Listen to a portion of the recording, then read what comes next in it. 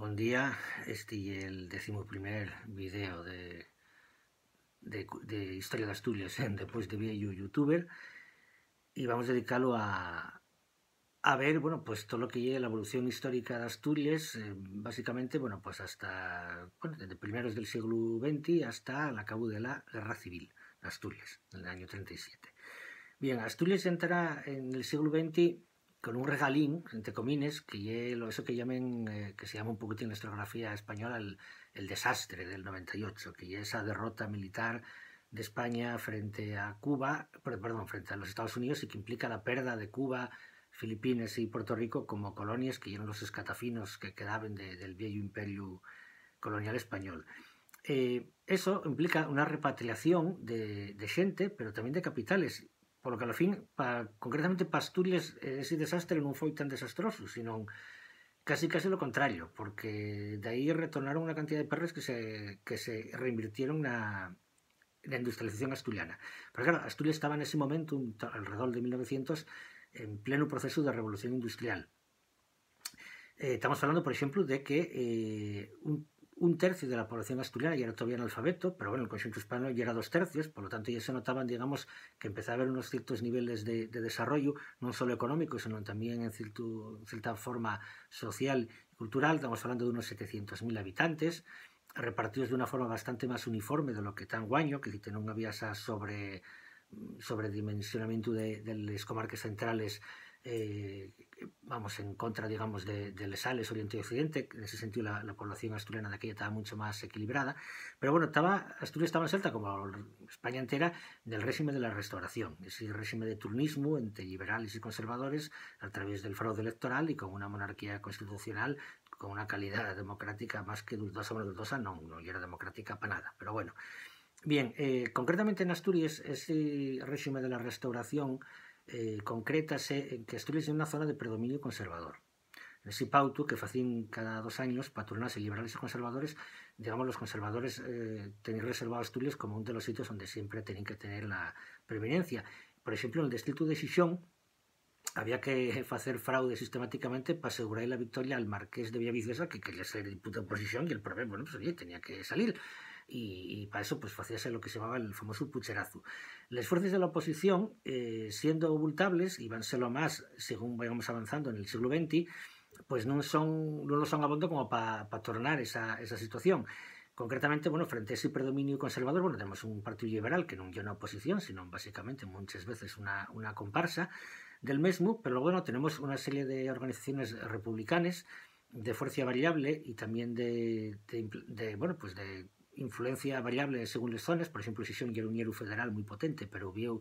iba más hacia otras formas de republicanismo, como el republicanismo posibilista o el progresista. Y después, en 1912, lo que tenemos ya que aparece un partido reformista formado por un asturiano, que es Melquiades Álvarez, que intenta convertirse en una alternativa dentro del régimen a liberales y conservadores. Non va a facelo en el conxunto de España, non va a cuellar, pero en Asturias sí, con mucha fuerza, y va a acabar siendo una fuerza determinante, porque va a convertirse, digamos, en el brazo político de esa burguesía asturiana industrial más dinámica, menos vencellada, digamos, al capital rentista, por ejemplo, del tradicional caciquismo liberal conservador. La crisis del régimen va fundándose en España entera, y en el contexto de la Primera Guerra Mundial, pues esa crisis pues ya conviértese abiertamente pues en un desafío al régimen, porque la situación económica ponse permala, aunque los años de la Primera Guerra Mundial son tremendamente positivos a nivel macroeconómico para Asturias, porque son los años dorados de la minería asturiana. Nunca llegó a haber más mineros que en los años de la Primera Guerra Mundial, pero el problema que tiene es que eso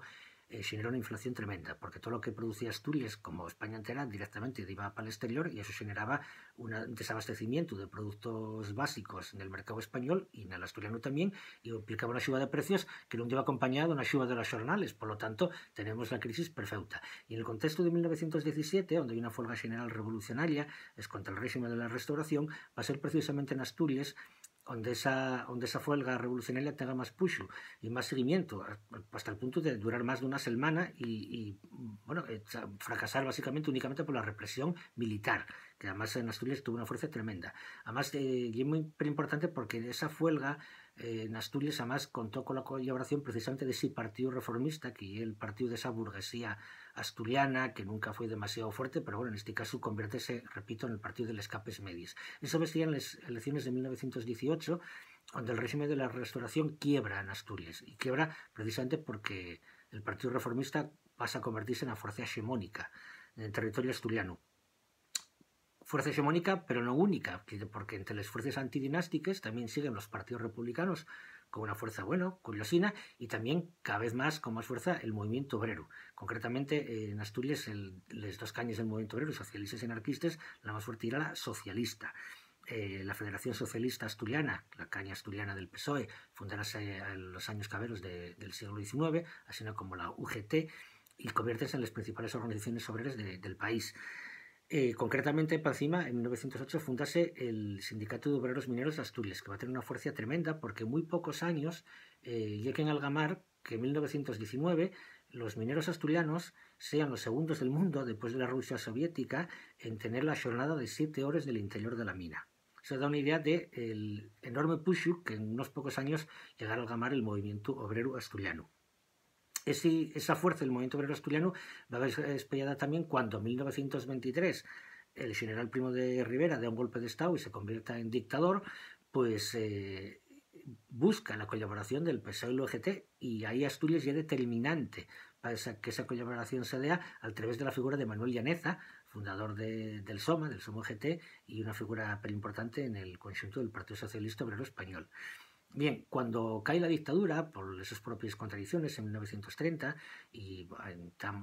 entramos en esa fase que se conoce como la dicta blanda, pues cuando la República llega en 1931, en medio de una fola de entusiasmo popular tremenda,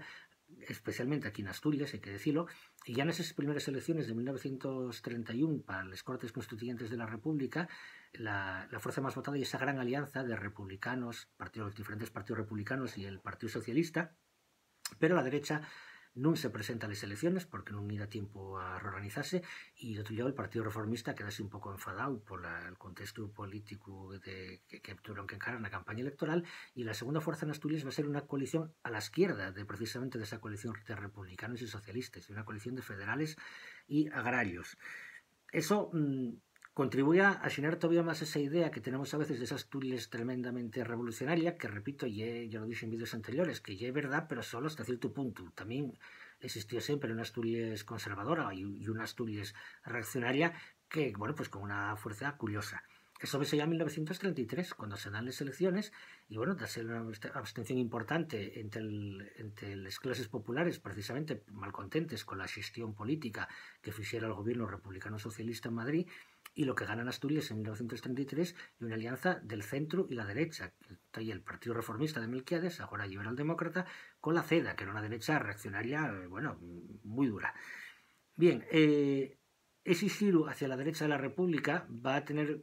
particular importancia en Asturias porque generó un malcontento tremendo entre la clase obrera, y es por eso que cuando en 1934 se van conformando las alianzas obreras en España entera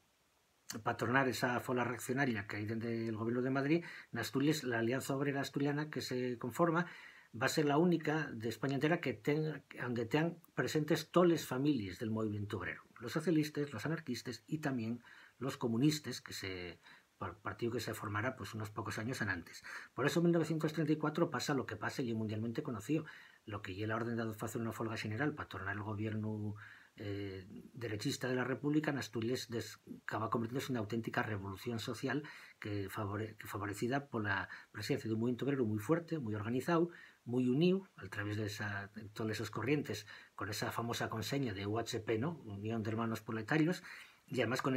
una clase obrera que tenía armas, porque había fábricas de armas y había dinamita en las minas. Bien, esa revolución asturiana dura 14 días, fracasa básicamente únicamente porque al no triunfar en el conjunto del territorio de la República, pues el gobierno puede concentrar toda la fuerza represiva contra Asturias y los revolucionarios tienen que acabar rindiéndose, pero se acaba dando con decenas de miles de asturianos presos, por lo menos detenidos en primera instancia, y muchos de ellos condenados en firme.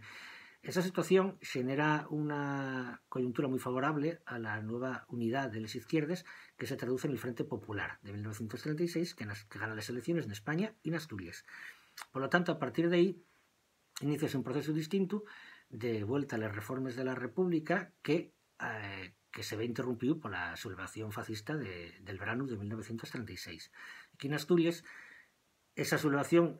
triunfa en la ciudad de Uvieu y casi llega a triunfar en la ciudad de Xixón, pero ella afogada por la respuesta popular de las milicias de obreros, ¿no? de la ciudad,